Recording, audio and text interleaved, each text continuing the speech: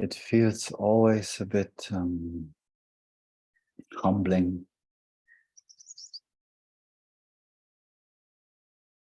to sit here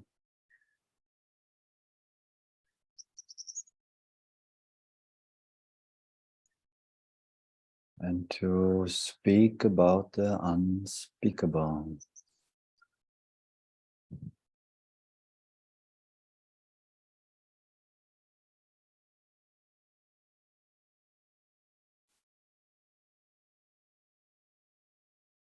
Words are a beautiful and powerful vehicle carrier for the truth that can be.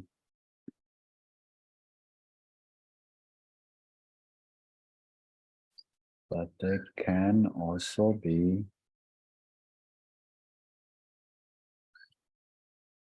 almost a hindrance if we stick to the words, and the mind, the conditioned mind, has this tendency to remember, to memorize the teaching, to hold on to the words.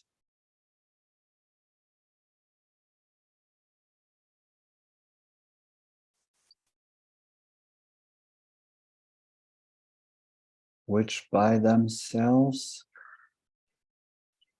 can always mean the one thing and exactly the opposite. What came to mind in our opening silence is when this beautiful peace that passes understanding. It is said, this beautiful peace that passes understanding is another metaphor and synonym for our true nature, for ourselves. And it's funny in a way because I speak a lot about understanding, and here we are, and I say, oh, look, here's this beautiful peace that passes understanding. And still,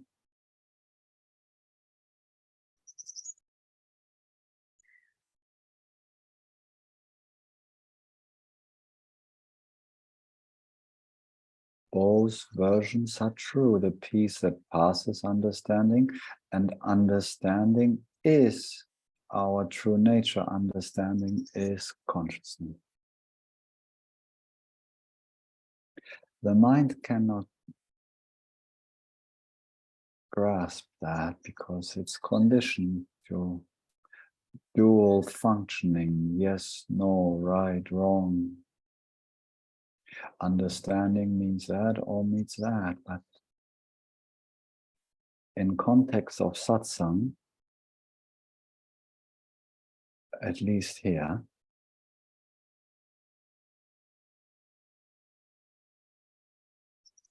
the words are more like a pointer.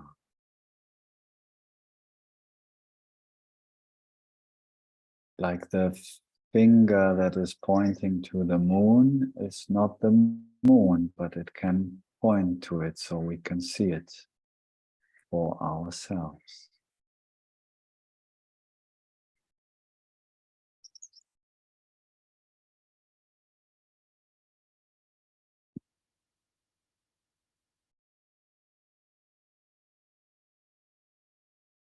And I kind of love this expression, the peace that passes understanding.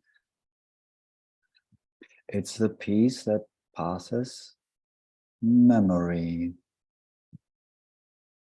that passes conditioned mind.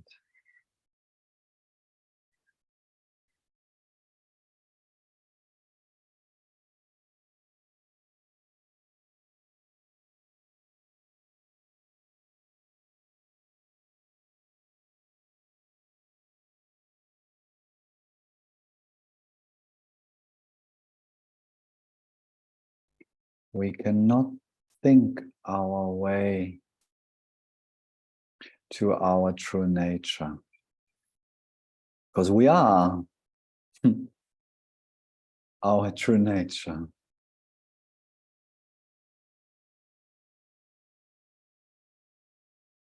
However,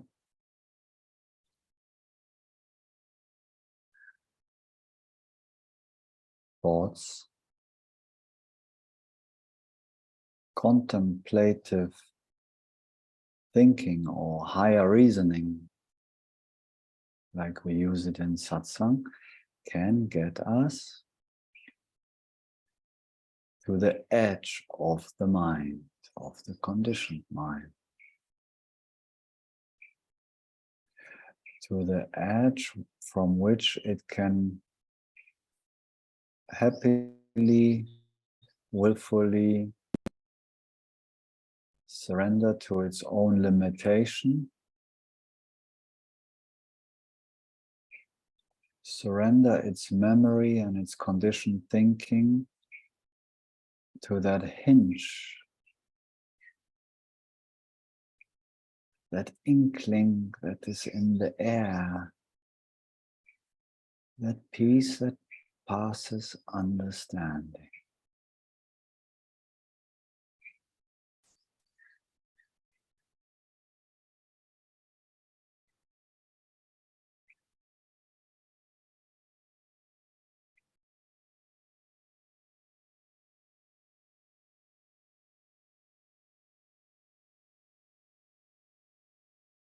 Which is always there as our true nature, as ourself, as I, prior to I am this, I am that. It is like this, it is like that.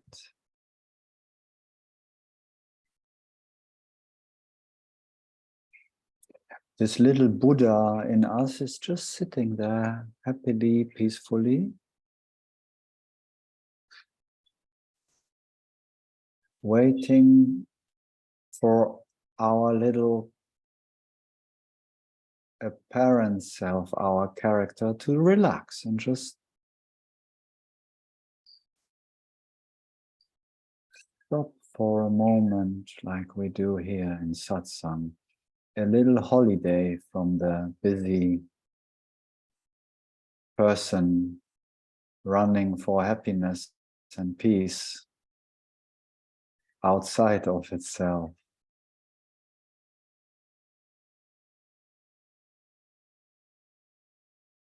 But here, thank God, we come together and can just enjoy this community of shared understanding, which is the peace that passes understanding.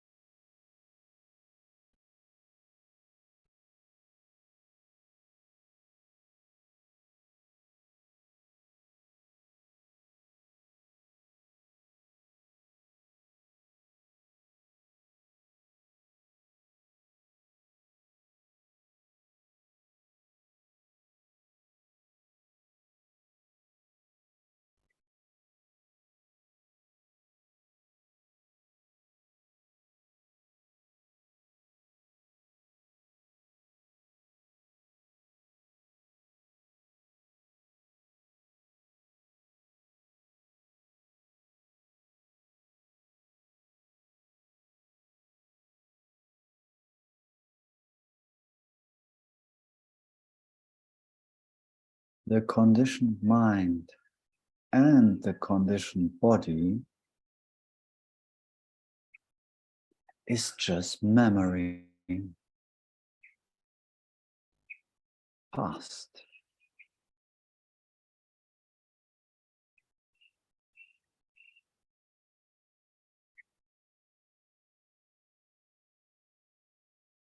and anticipation of the future. But the conditioning is mainly past. And funny enough, the conditioning is that finding happiness comes from being a good student in life, in this school, earth.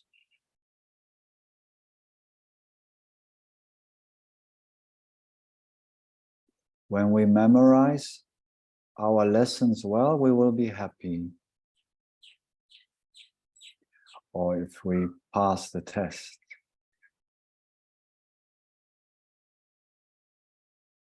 That works well in practical matters that are connected to the laws of this creation, the laws of physics, for example. If we put our hands on a hot stove as a kid, we'll remember that this is not such a good idea. So we don't do that when we're older. This is the function of the mind, to learn something practically and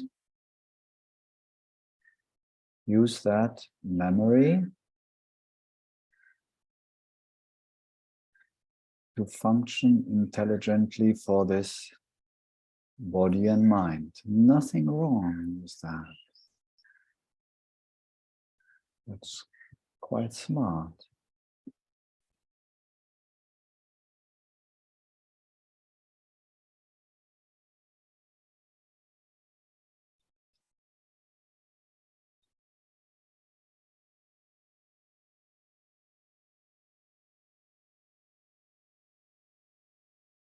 But when it comes to our true nature, our Buddha nature, ourself, memory, unfortunately, is completely useless.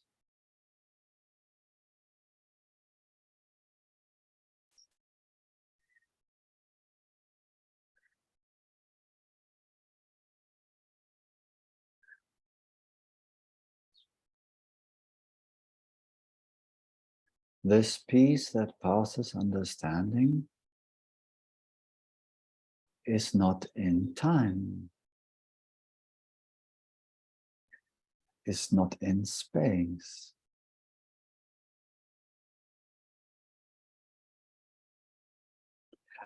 Unfortunately, the conditioned mind cannot imagine no time and no space. It can only accumulate learning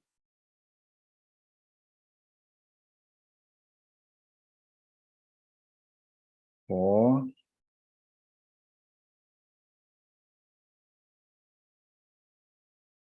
functioning well in this physical, apparently physical world.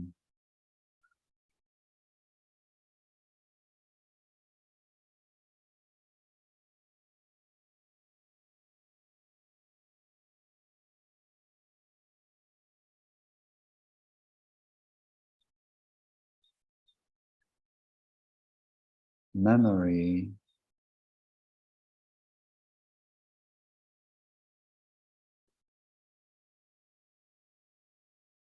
is a good tool for quite a while. As a human being, it's like a crutch to navigate us, to help us to walk as a human being, so to speak, on this earth. But when it comes to the peace that passes understanding, to true happiness,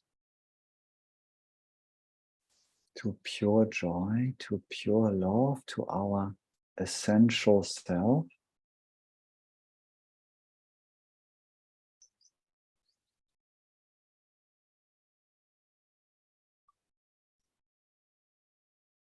we have to dare to let go of the crutch.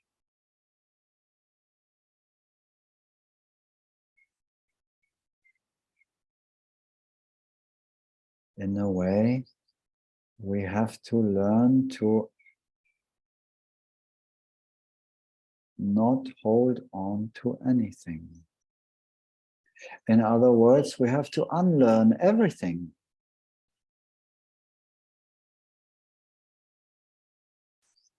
That we've learned.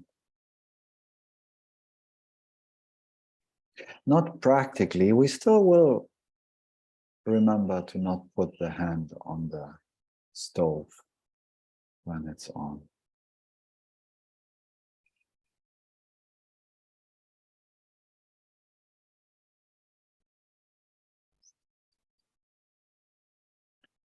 But to live as this peace that passes understanding, to live happily,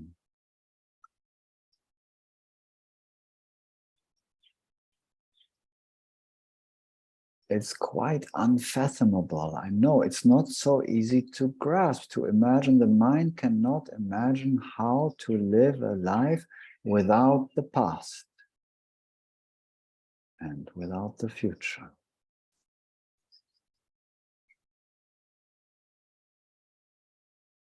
The very idea of not living from memory might cause a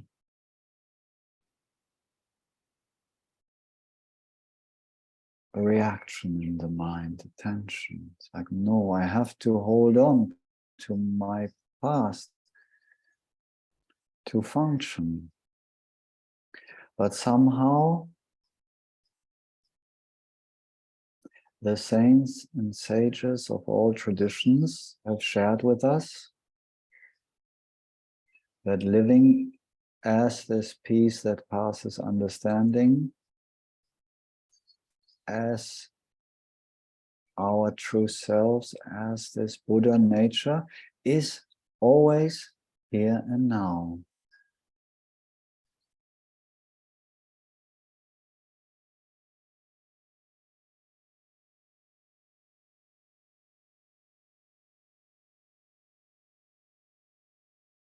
And the now that they speak of is not in time.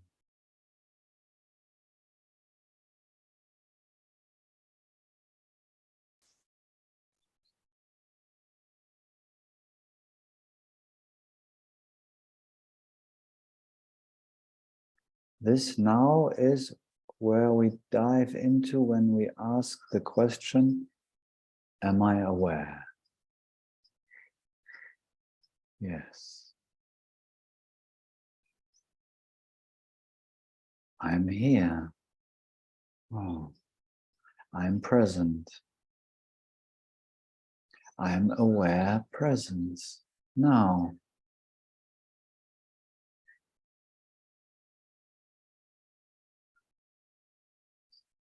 I don't need memory to confirm to myself. I don't need the conditioned mind to confirm to myself that I am.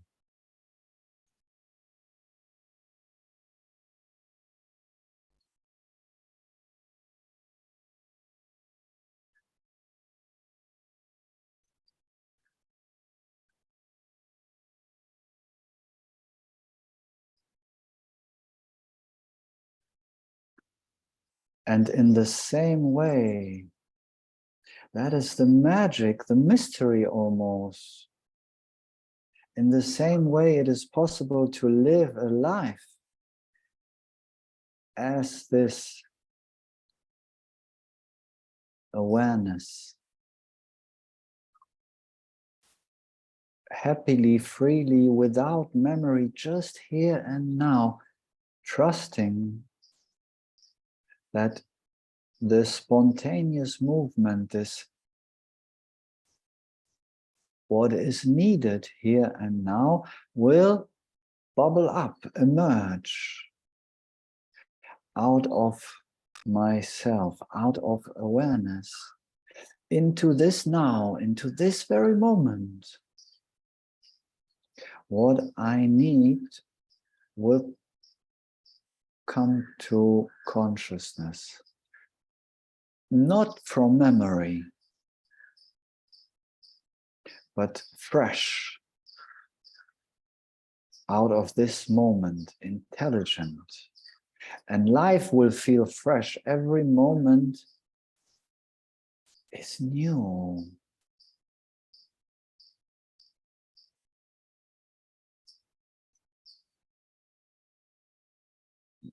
Life tastes new and fresh in the moment. Food, experience, touch, perception, in any way, sounds are filled with this vibrancy, this beautiful aliveness, without the luggage, the baggage, the heavy memory of the past.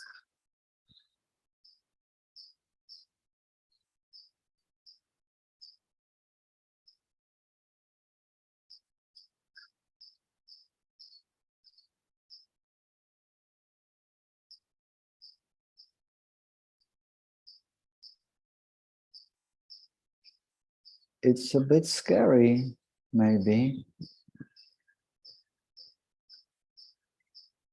It's a bit, it feels a bit from the perspective of the mind, of the conditioned mind, of the apparent separate person, it feels a bit like living from the unknown.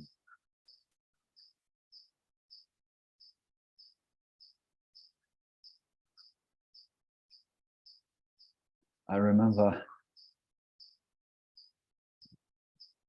I think 2012 or so, I've been visiting once some Amas ashram, not far from here in Kerala in India. And it struck me, there was like a, where you do the dishes, someone wrote, we can get very far without knowing where we're going. Oh.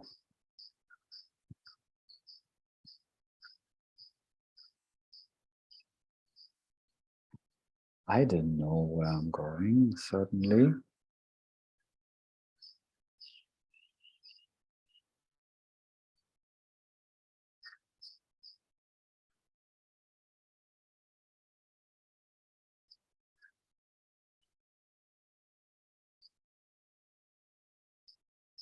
To the mind, it looks like unknown territory. Sometimes in Christianity, it's spoken about the darkness, or even in the Tao Te Ching, or nothingness. To the mind, it looks dark or like nothing, like when there is no memory, no past, and no future, it looks like there is nothing to refer to. But the mind springs from the intelligence of consciousness. So consciousness, which is apparently empty, knows. We know. It's more this intuitive knowing in our hearts. It's very quiet, usually, much more quiet than the noise of the conditioned mind. There is this knowing, this awareness within our own hearts.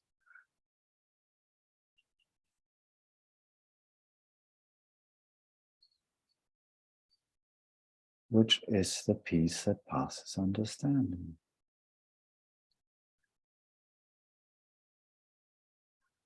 And it's like to apply the teachings,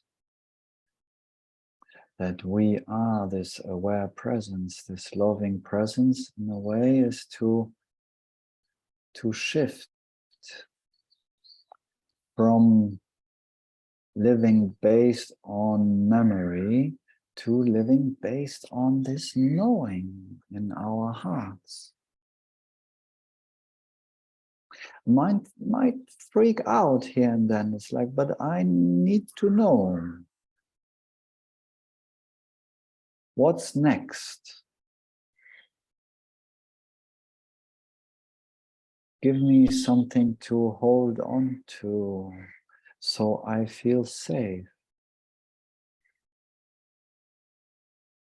It might say.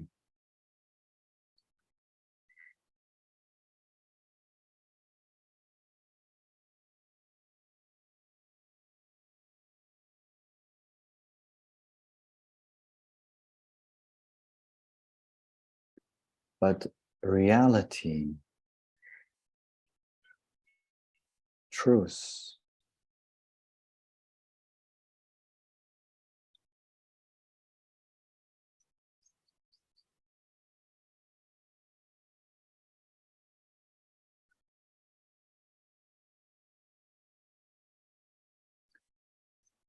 is always new, always fresh, always emergent in the moment, and brings into this moment, into this very now, always exactly what we need.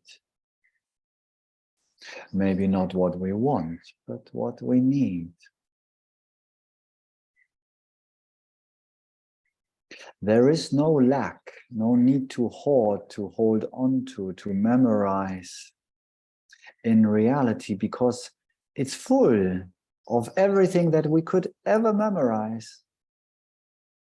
There is nothing which we don't know as consciousness, including, very important, our true nature. In reality, we never forgot who or what we are.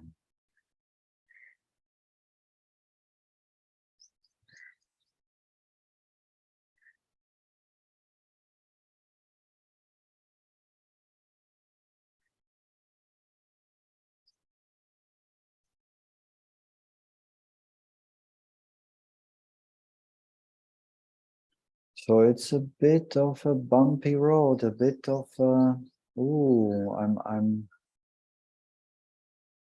asking to let go of the safety net. Maybe not all at once, but it's something to play with, to see, oh,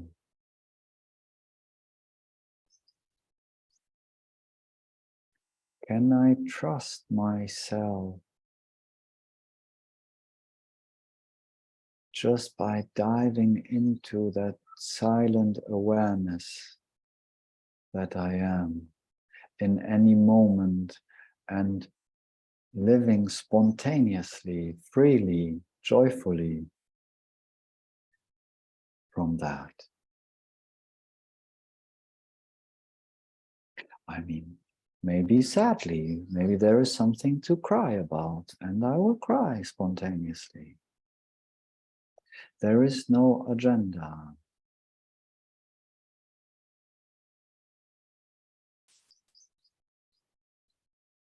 But even if I will cry spontaneously, sadly, I'll be happy.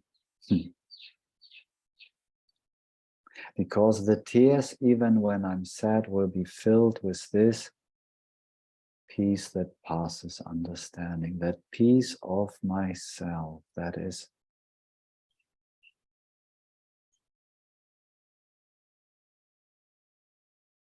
always not only in the background, but also within all of my experience.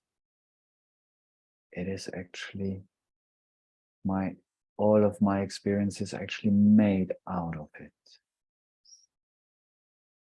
That is non-duality.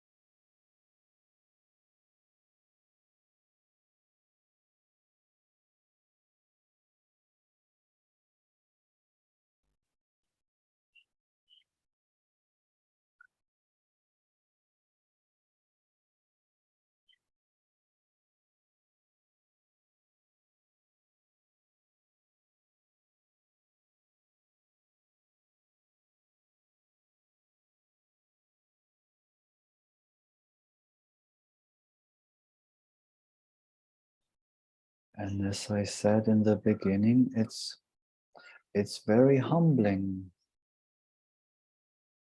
on the level of the human mind,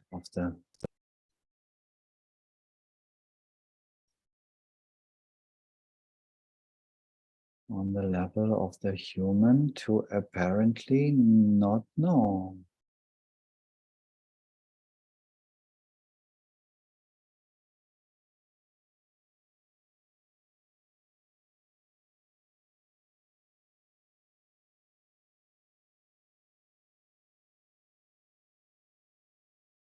It's humbling and it might be even a bit frightening, but it's very worth it. Because if there is no memory on which we refer to, and if there is no imagined future based on memory, because the future that we imagine is almost exclusively based on past experience, on conditioning.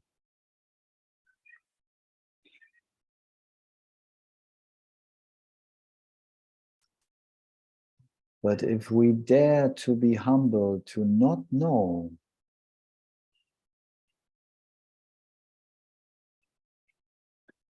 the whole world opens in front of us.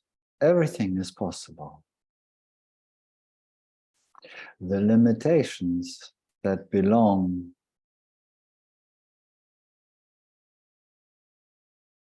to the conditioned mind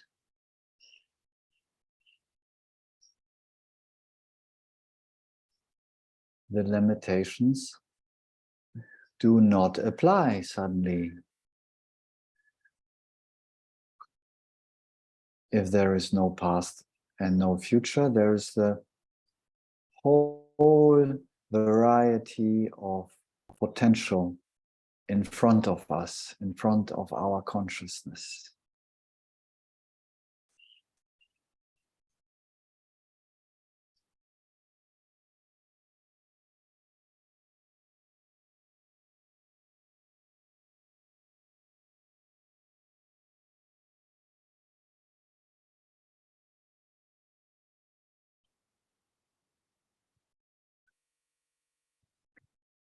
If we wish to dream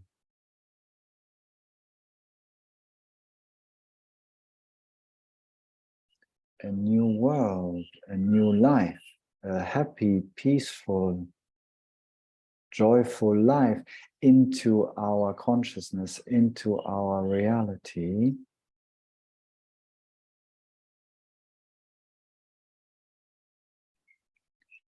if we wish that it's free from limitation,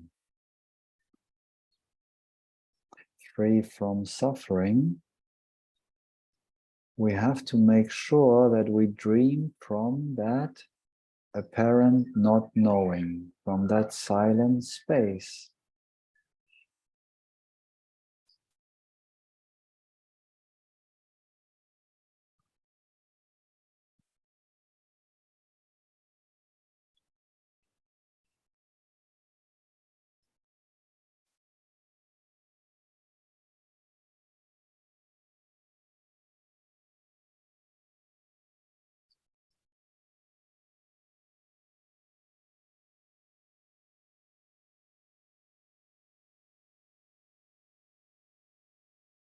There is a very common sense in the New Age movement that we create our reality. And that is true. We are co-creators. But let's make sure that we create from the right place, so to speak. Why is it not working, this creating from the mind? Let's create a partner or a house or a holiday or whatever one apparently wishes to have. It's full of this affirmations, the New Age movement. Let's create this and that.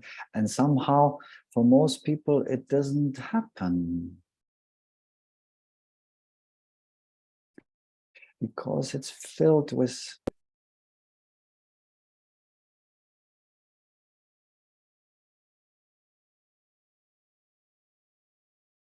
conditioning from the past, and our true self, consciousness, might be not interested in bringing us what we think, what we want.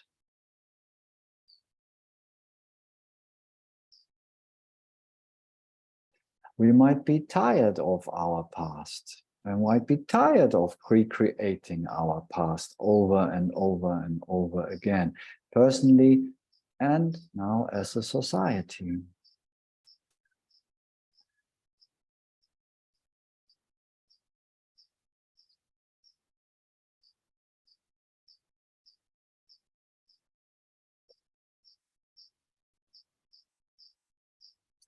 If we want to dream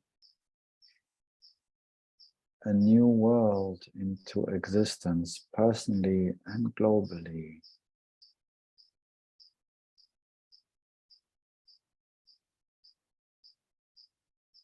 let's make sure that we don't dream the past, that we don't dream from memory, from conditioning, and recreate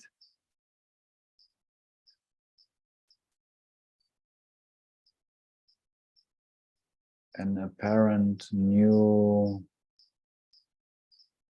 future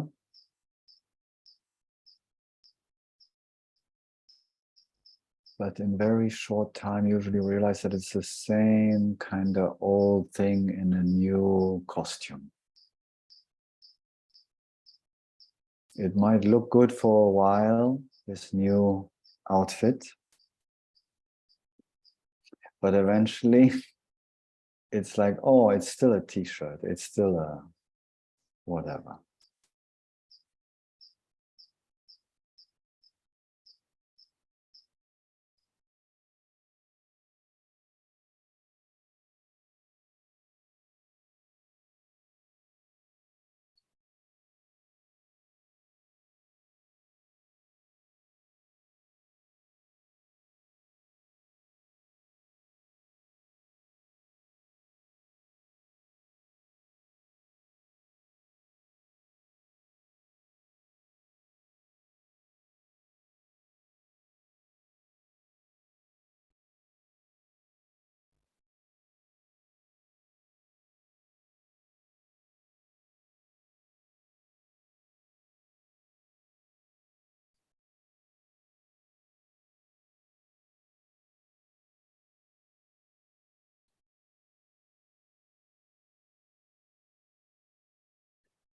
Jesus said it so beautifully. Look at the birds. Why shall they worry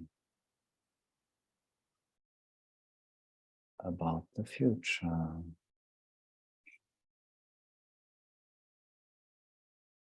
Look at the birds, how they live happily without a future, knowing that all shall be here and now, what is needed. In this way, we can observe nature. It's such a great teacher. Animals, such great teachers.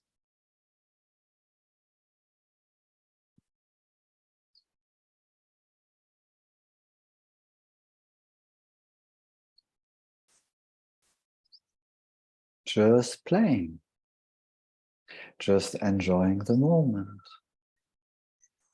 Or little children Very little past, very little memory, depending on the society and children. No worry about the future, just here and now, playing joyfully. This is our true nature. We have this potential to not only live without memory, without past, but also to create, to dream.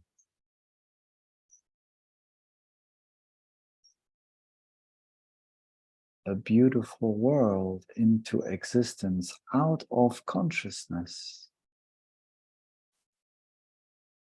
From that peace that passes understanding, from silence.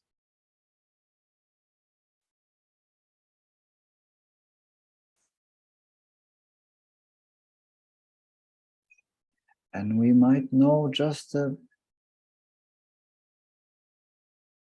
little next step, like the baby step.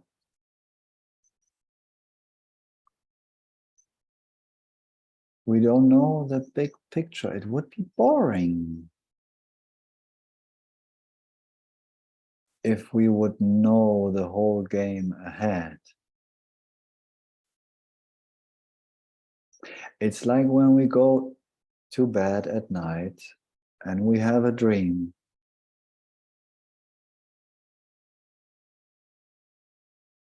We might dream something that in the dream has the great power to surprise us completely. Whoa, I didn't see that coming. Who did dream that dream? No, me. I surprised myself.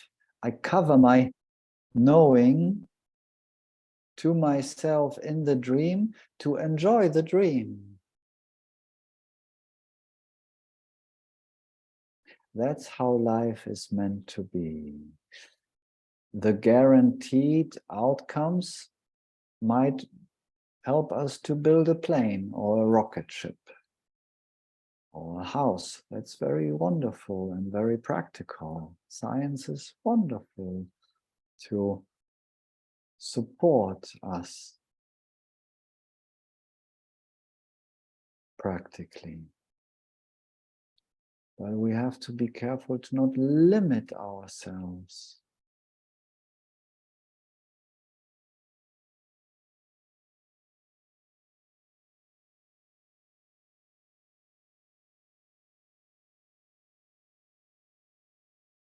So, like in the night dream,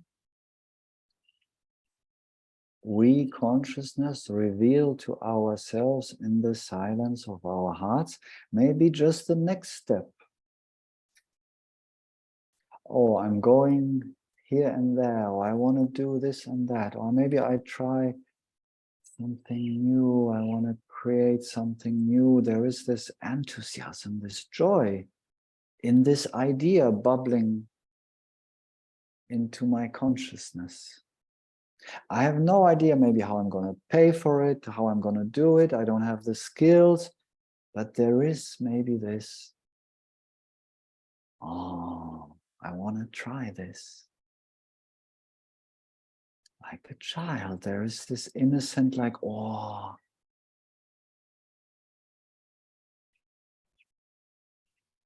to dare to follow that intuition, that impulse out of silence and not out of memory,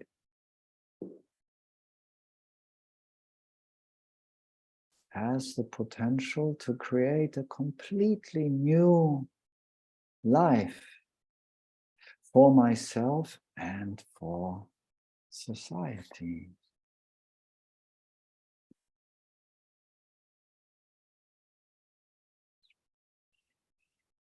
We are dreamers. This is our dream, friends. We can dream something beautiful into existence.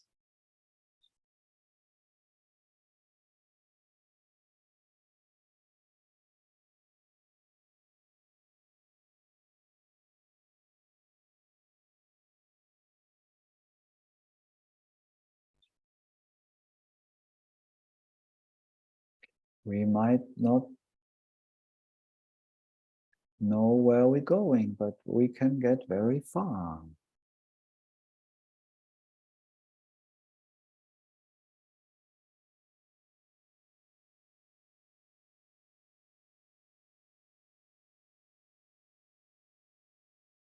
Once we let go of this apparent separate self that apparently is having all these problems,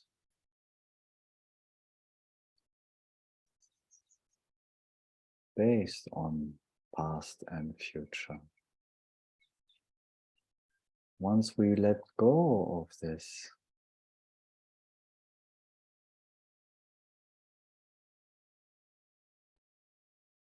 fantasy of a separate self,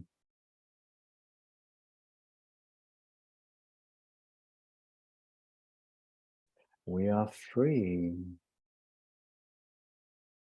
to create, to play, to enjoy. This dream, we have the freedom to dream a dream of unimaginable beauty, like in the night.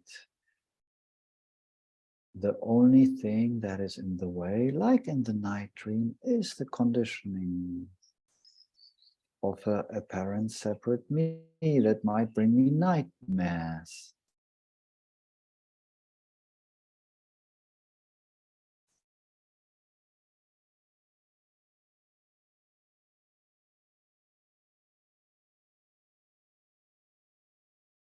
But without that fantasy me, that illusionary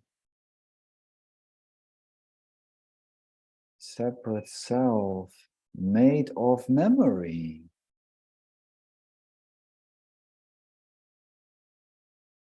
that illusory, dense, heavy, old body made of memory. Without this memory,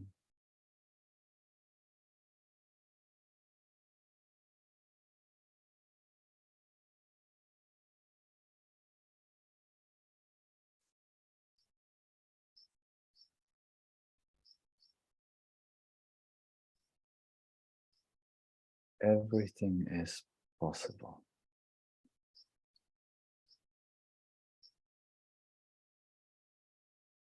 It's like a reminder to myself.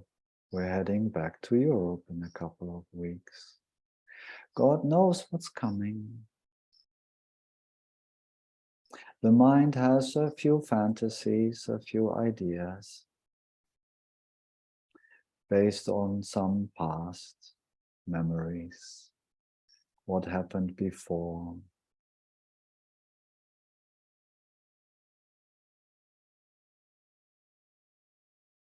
But can we dare to go freshly, freely,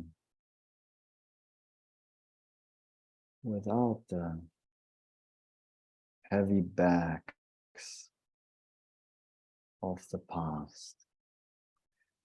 Can we allow ourselves to get surprised, like in the dream in the night, by not knowing exactly where we're going, how it's going to look like?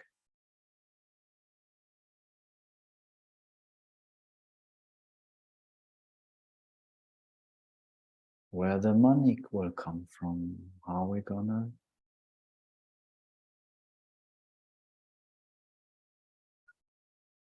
pay the petrol or whatever.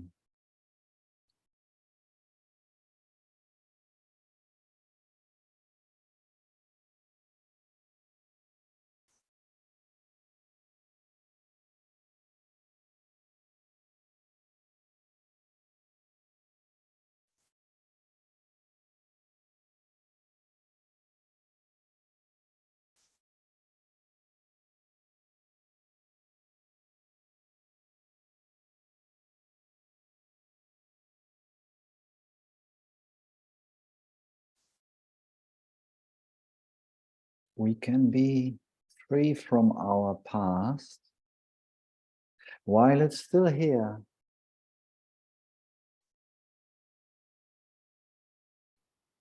We don't need to have a completely empty mind.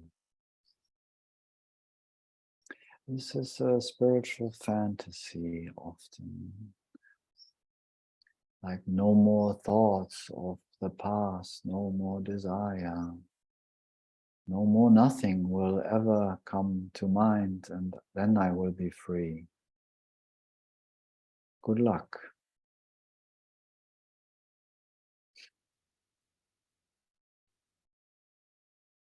With that moment in time when we will be free of thought, of memory, of past. It can be there, no problem, but with awareness.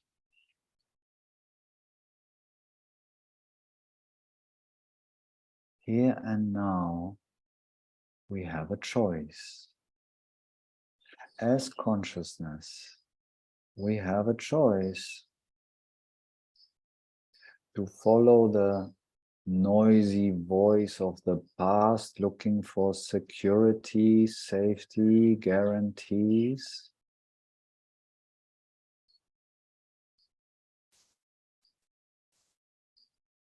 All this silent, quiet, bubbling voice of joy, of enthusiasm that was still very present when we were little children, to follow that.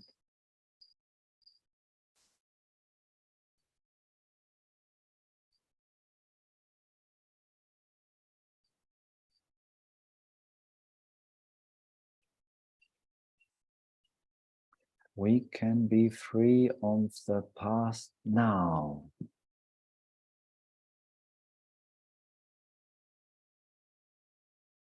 We are free of the past now.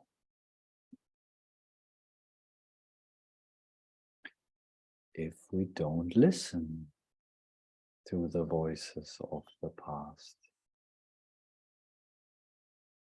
and the hopes of the future.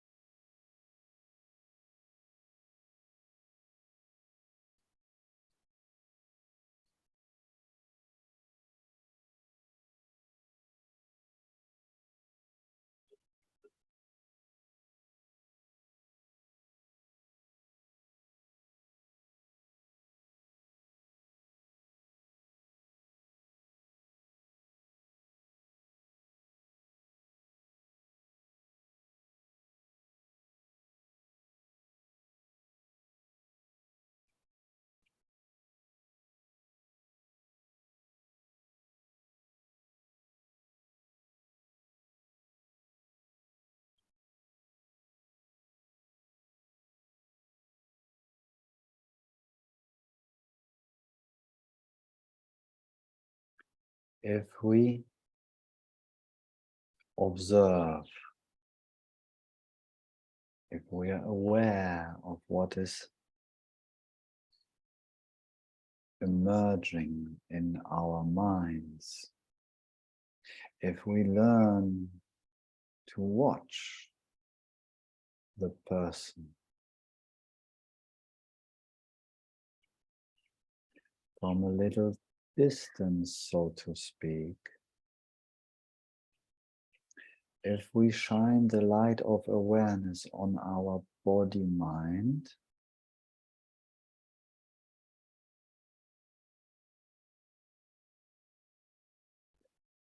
we will discover that there are basically 4 ways of thinking.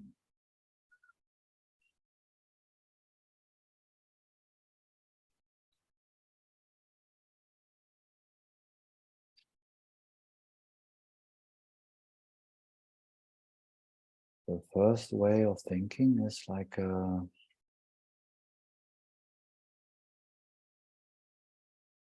instinctual, very ancient way of thinking, like I need food.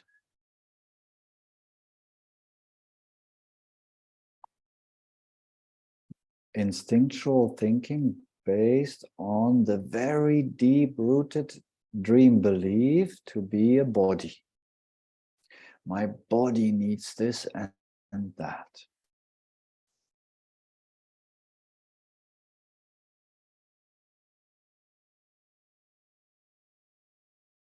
In a way, the evolution of this dream world is a bit like these four ways of thinking we might see. If we look a few thousand years back, we'll see that it was very much more about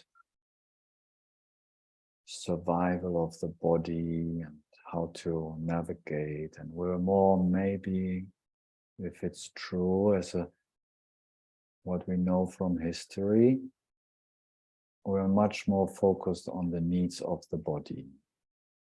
This is this instinctual thinking that we have here somewhere in the lower back of our heads, the cerebellum, this instinctual brain, reptile brain it's called sometimes.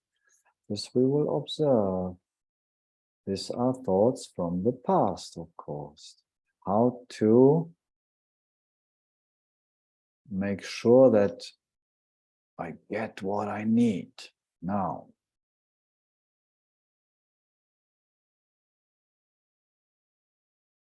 Then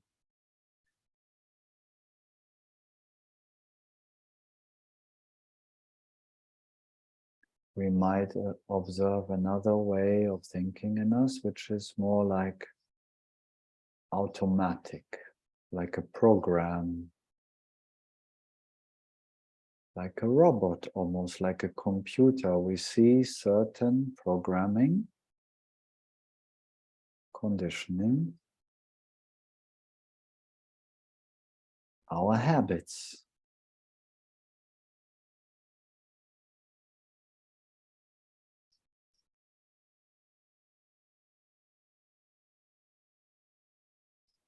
We might not even notice just by learning to observe ourselves. We see it's like, whoops,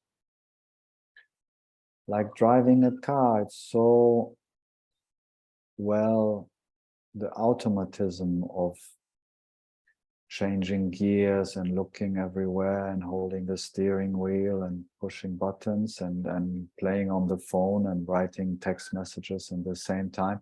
It's also well learned by our brain that it's automatic. There is no freedom in that though. Like in the instinctual thinking, those two have almost no freedom. We are like driven by these thoughts instinctually, or automatic robot.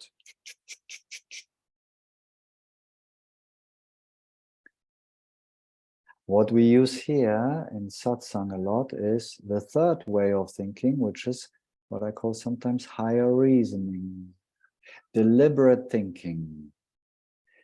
Buddhi, the heart is awakened and there is so much awareness or consciousness present here and now that I have a choice in my thinking. I can think deliberately. It's called Buddhi traditionally, the intellect. What I rather call the awakened heart. I can grow out of my instinct and my robotic conditioning, and I can think clearly with a clear mind, with a clear heart, and I can make choices, because Thinking is filled already with consciousness, with awareness. There is less forgetting in it, so to speak. There's more remembering in it, and that allows me to have a choice. To follow the past or not follow the past of instinctual, robotic, programmed thoughts that lead to actions, of course, through emotion.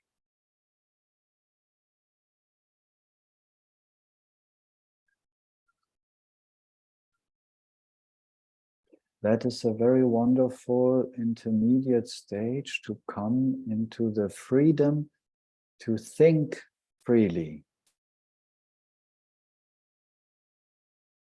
to grab the phone and check something, the smartphone, out of freedom, out of choice, and to put it away when I'm done with what I wanted to do, out of freedom, out of choice. Not being a slave of my smartphone, not being a slave of my mind, of my instinctual, automatic, robotic thinking. That's the third way of thoughts that we will discover, especially when we learn to observe our mind. Then it's not automatic anymore, I can see. And the seeing, the awareness of what I'm seeing, the patterns, the programs, and the instincts that I'm observing, the very act of seeing them does not only give me freedom to act upon them or not, it also magically dissolves the patterns and the instincts effortlessly. We speak about this here over and over again, the power of the light of awareness shining on the patterns in my mind, in my body.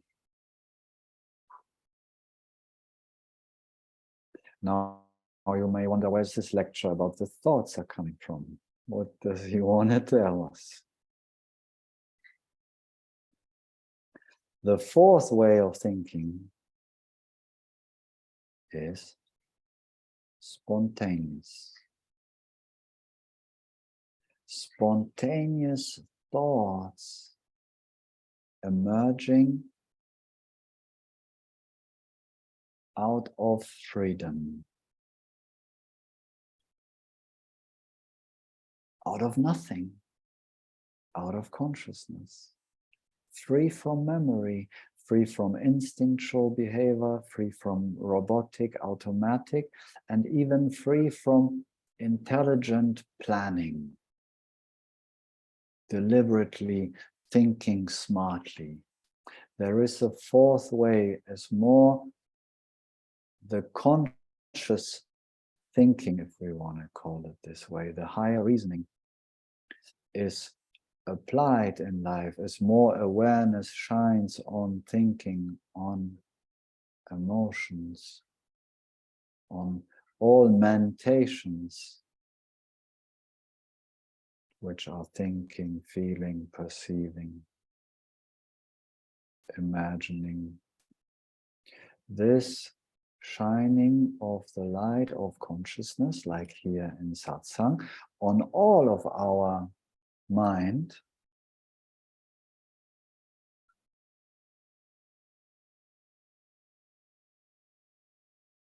brings the freedom to drop the first three ways of thinking when it's not needed.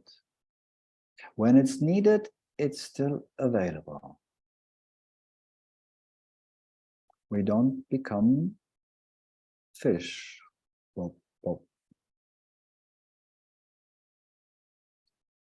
thoughtless, driveless, boring.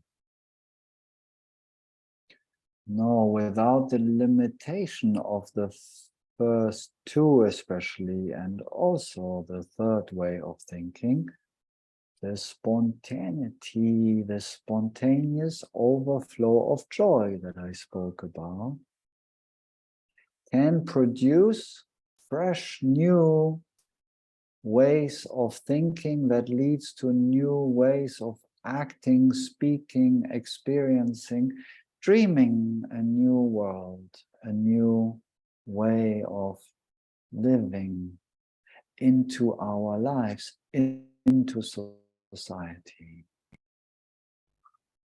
This spontaneous way of thinking, in a way, is no thinking at all. It's just consciousness, ourselves expressing itself freely in the moment, without past and future, without worry, without hurry.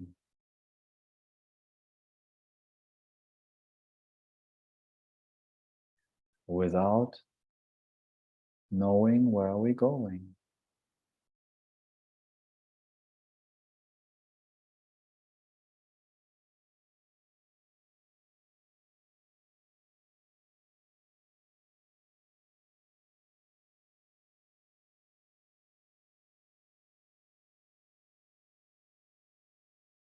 And that's what we see in those sages and saints, those teachers that we may admire or have seen or read about. This spontaneous, unpredictable in a way, acting, speaking, behaving, but always in line with the Dharma somehow. This spontaneity doesn't act without intelligence. It doesn't harm. It's somehow always loving, always caring, always compassionate, always knows what to say, what to do, what to not do, when to do, when not to do, when to speak, when not to speak.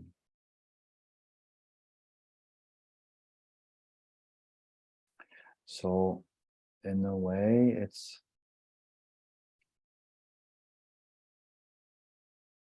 more mature than the little child that plays joyfully.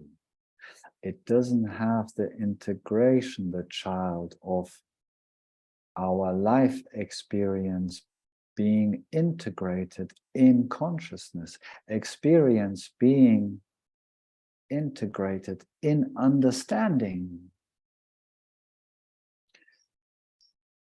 All of our experience being integrated in understanding leads to the way of living that is playful and joyfully like a child, but also mature like a wise old tree.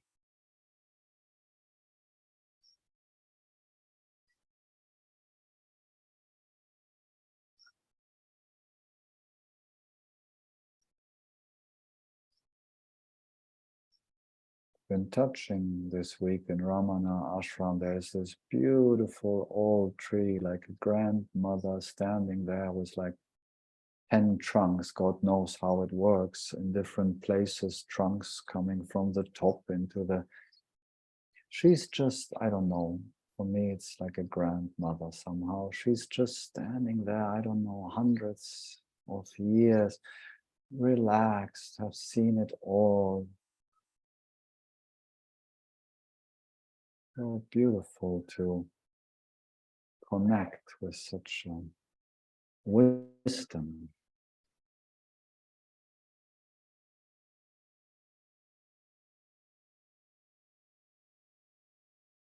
That wisdom is in us.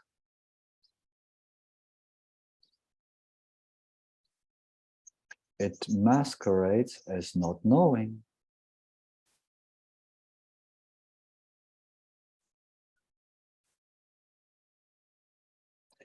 It masquerades as forgetting.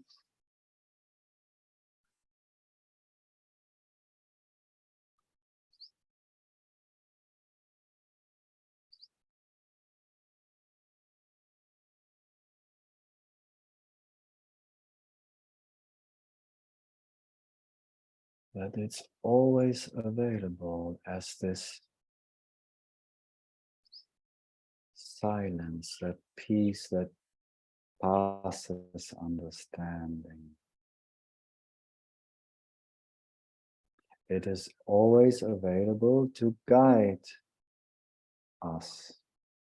It is what is referred to as the inner guru.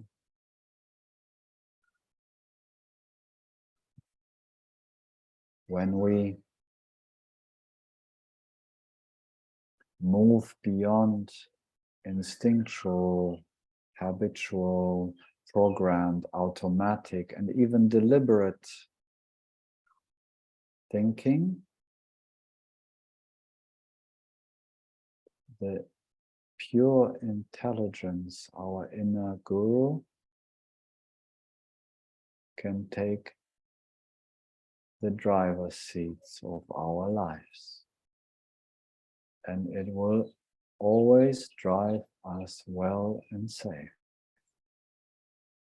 to the most happy places, so to speak, that we could have not even imagined in our conditioned minds, made of memory, made of past.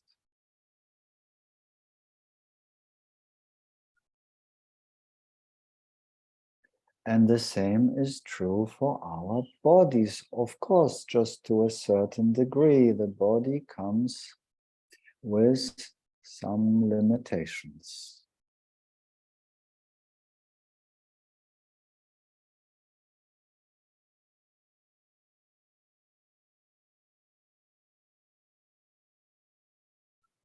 I'm pretty sure even enlightened beings need to go to the toilet.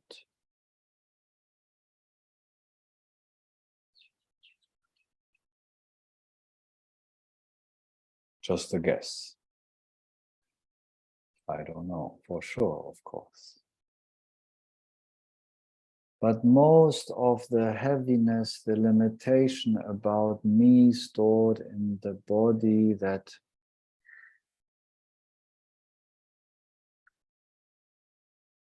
limits the body in ways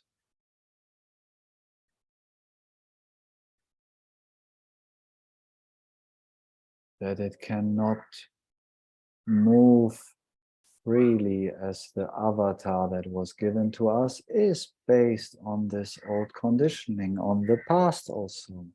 Most dis-ease in our bodies comes from the past.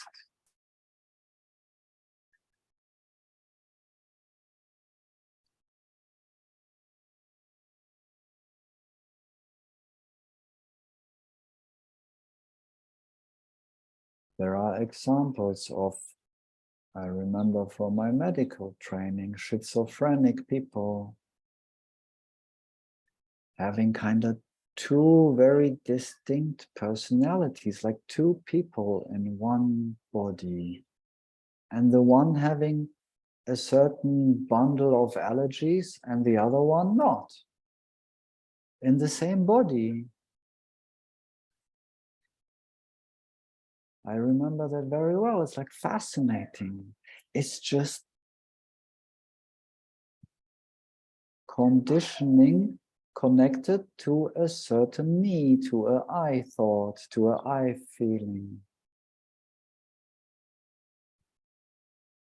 It just shows the potential also for the body, how it can be free from most of its limitations. It will still age. It will still have maybe some karma to deal with that we see even in the saints.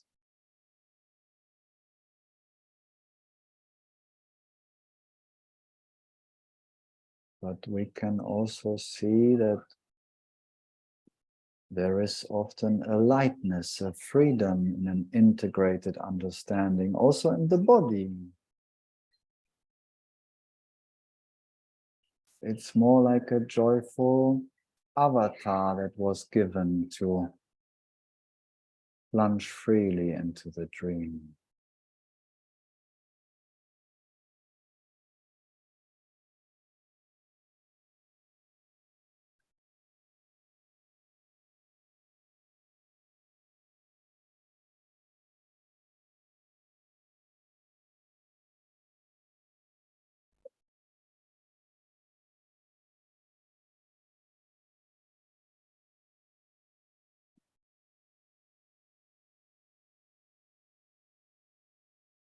So it's a bit hard to imagine sometimes, maybe, and as I said, maybe even a bit scary to imagine a life that is not driven by past experience, by learned. We are very proud of what we have learned.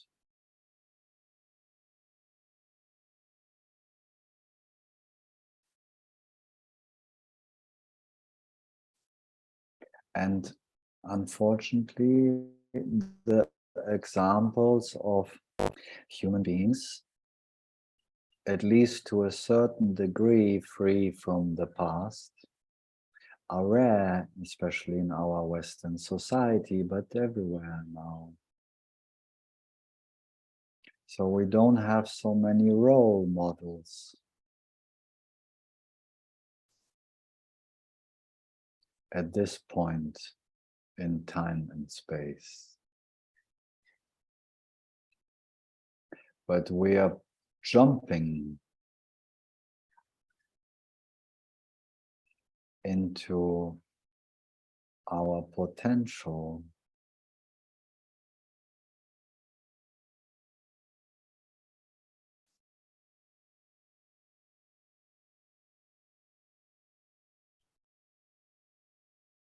more and more. We're jumping to our potential to live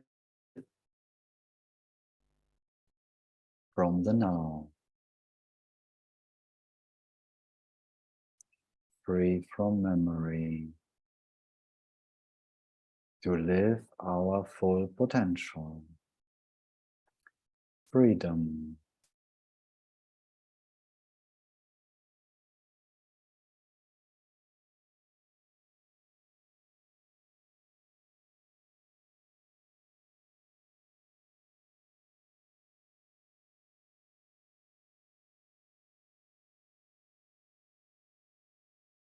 Even it may seem unfathomable to us,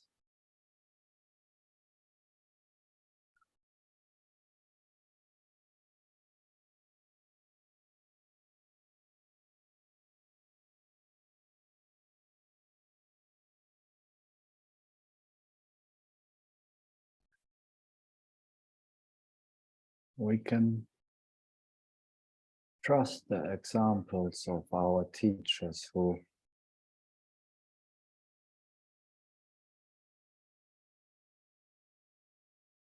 showed us that it's possible, and deep down in our hearts we do know, and we all have experienced those moments of spontaneity without overthinking things, just knowing deep down in our hearts what to do, what to say, and just doing it, just saying it, just jumping, just dancing, just daring to risk,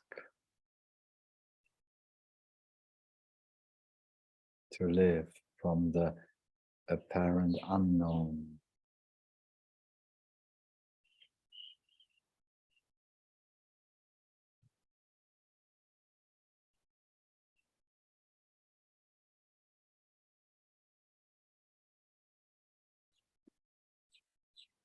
And the beauty is, this is another way to uncondition our minds. Every time we dare to follow our hearts, so to speak, and not the conditioned voice from the past, the conditioned past loses its power.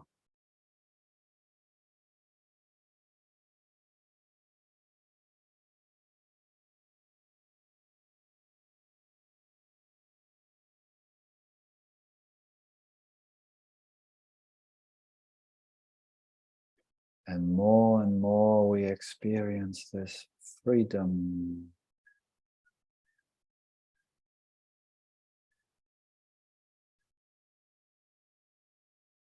This freedom to live as choiceless awareness.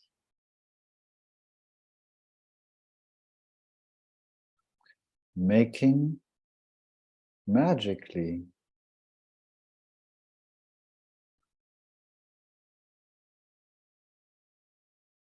as choiceless awareness, making the right choices.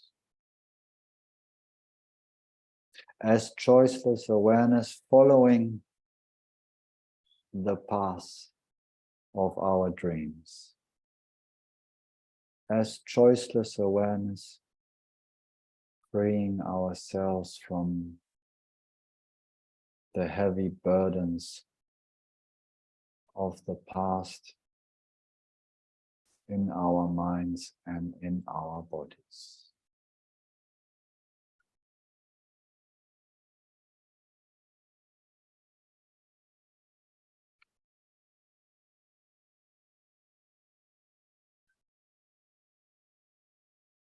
I know it all sounds a bit paradoxical.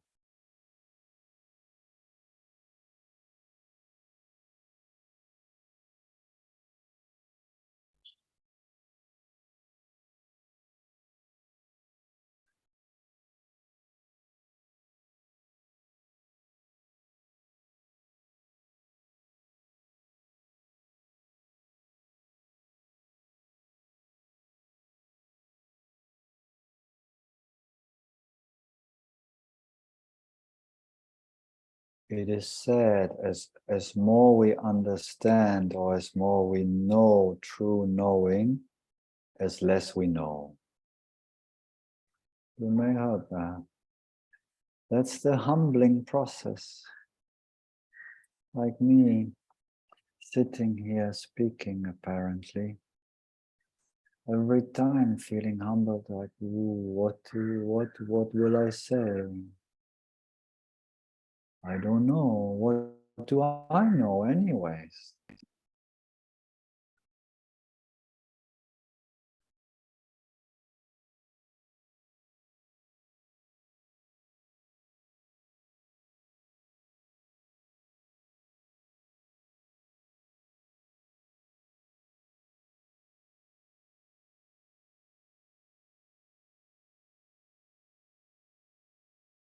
The humbling process is the humbling of the ego. The knower, the apparent doer, the one in the driver's seat, pretending to be in charge, gets humbled.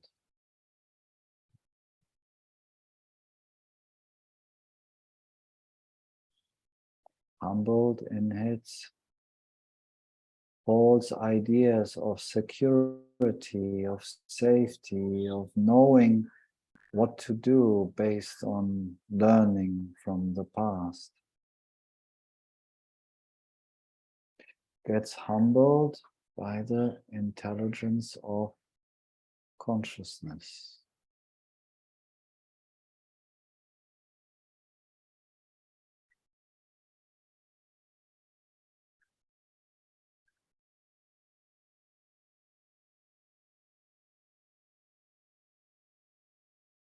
learns to get out of the way, so the spontaneity, the freedom of ourselves can express itself in its full potential.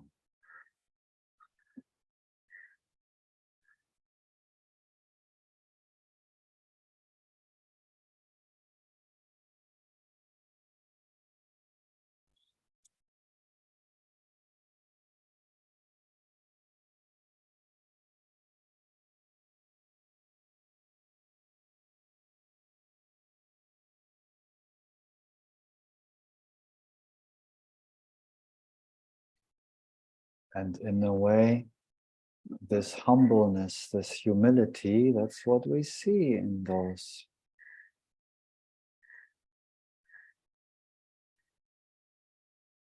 who apparently know. They know that they don't know anything.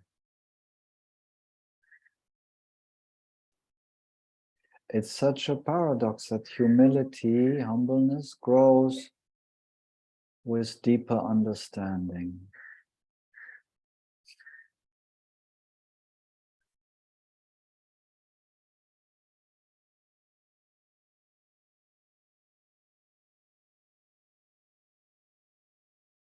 This is the human predicament. The mind, the apparent mind of the human character will never know. That's the game. That's the surprise that is built in by ourselves to ourselves.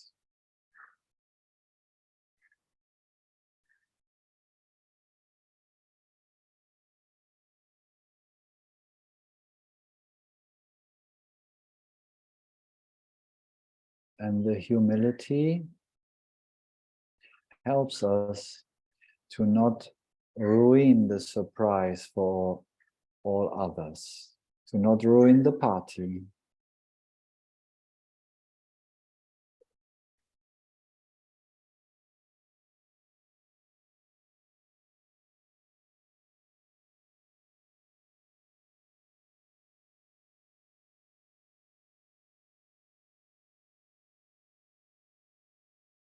It keeps us grounded in our humanity also.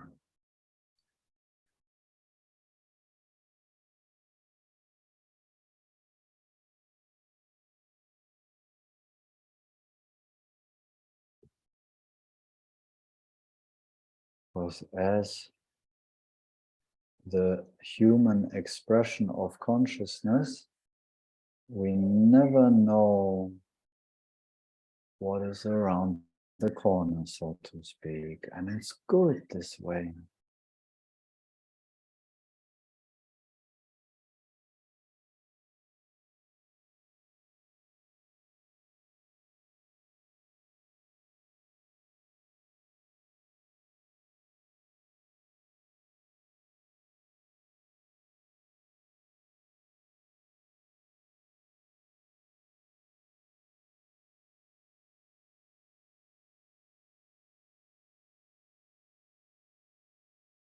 Because when we apparently don't know, there is the full potential waiting for us.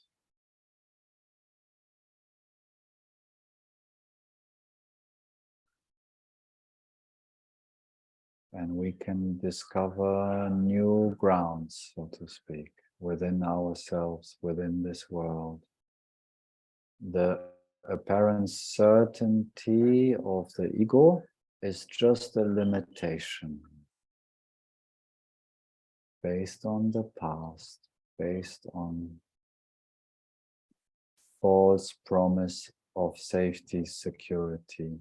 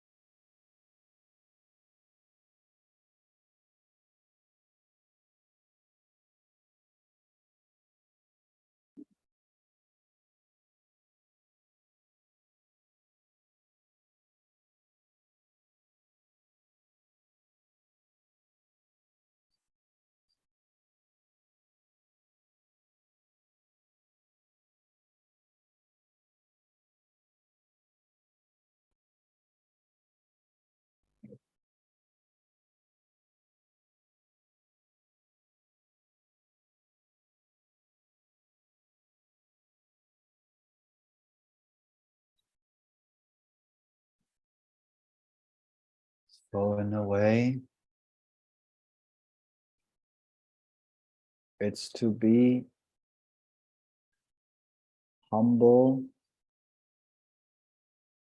to this apparent not knowing, to this silence, to this peace that passes understanding, to run the show, to get out of the way.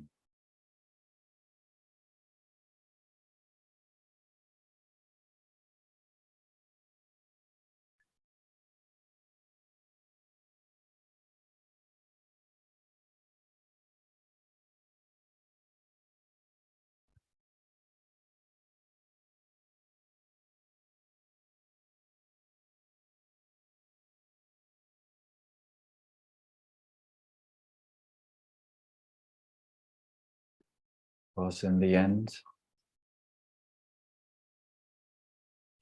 even it's a beautiful dream that we're dreaming together, in the end, it doesn't really matter so much what happens in the dream.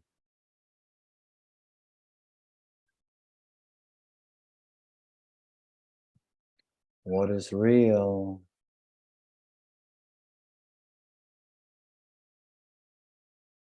within the dream, the reality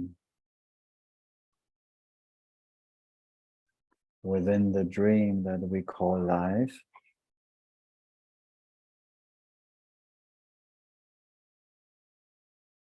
the reality is this peace that passes understanding. And no matter what happens or not happens in the dream, as long there is this peace, this love,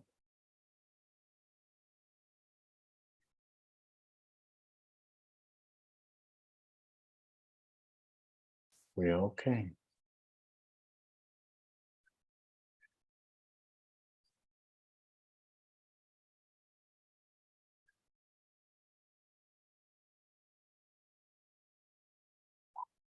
This is non-duality.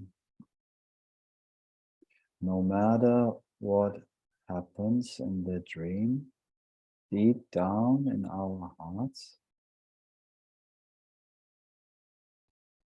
we are okay.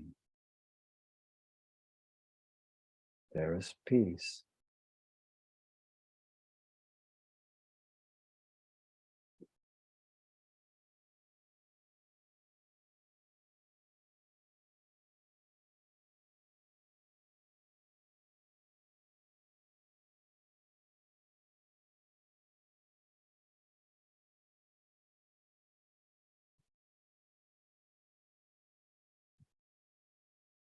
Here and now.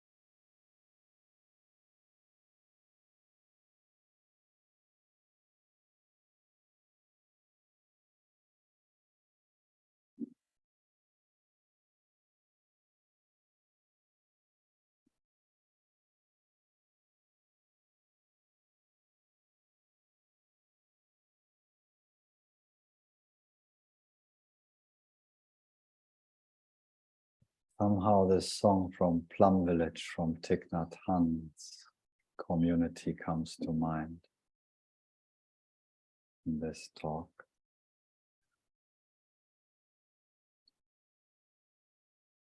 No come, no go, no before, no after. I hold you so close to me. I release you to be so full, 'cause I'm in you and you are in me, because I'm in you and you are in me.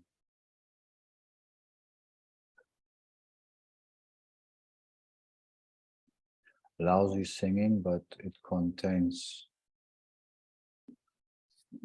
in essence, what I try to speak about today. No coming, no going, no before, no after.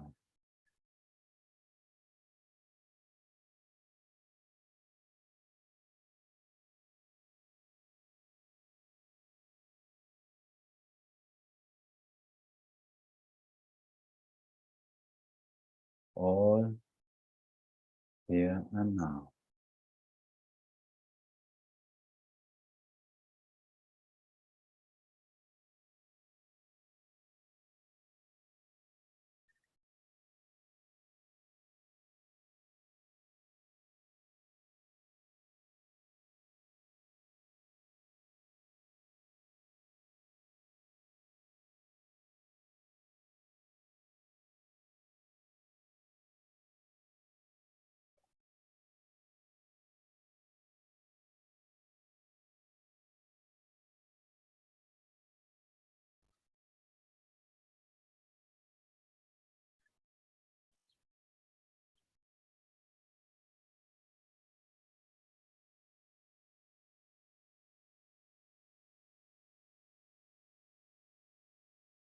And in one way or another,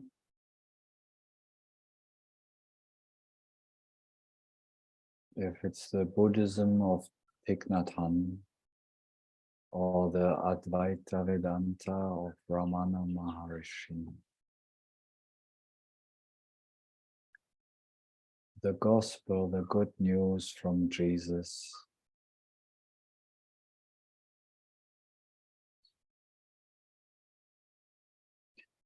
in one way or another, the message is always the same. Don't worry about the future. Don't refer to the past. Live spontaneously, freely, here and now. It's universal.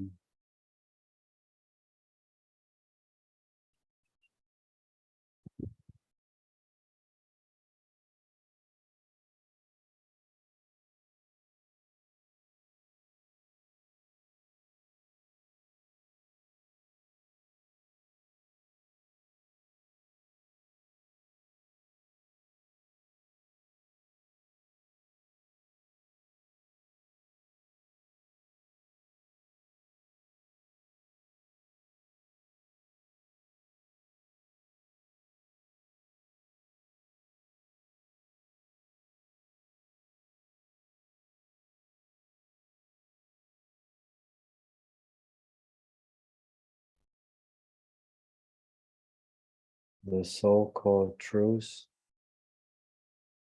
if it is truth, is always the same,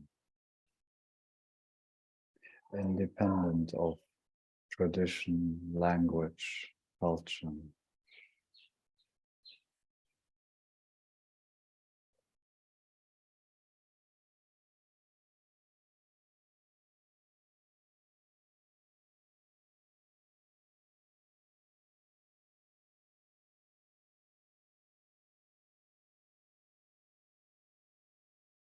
Always the same, and for all of us equally accessible in the now, in the heart of awareness.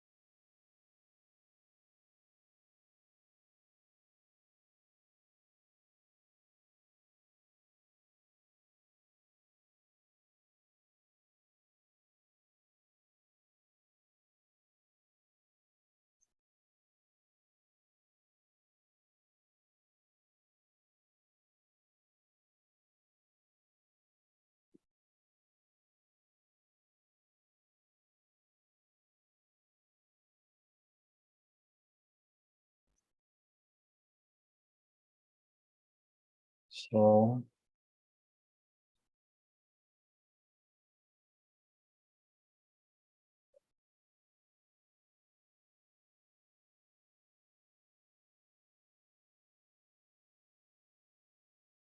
happy knowing, happy being,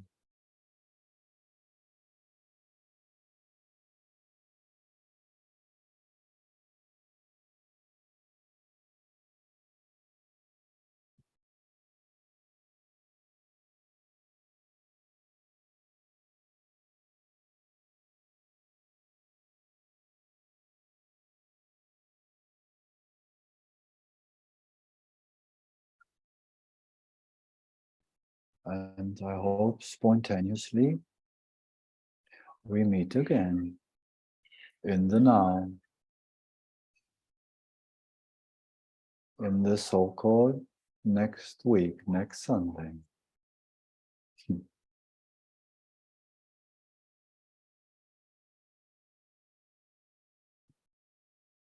It was a great joy to be here and now with all of you.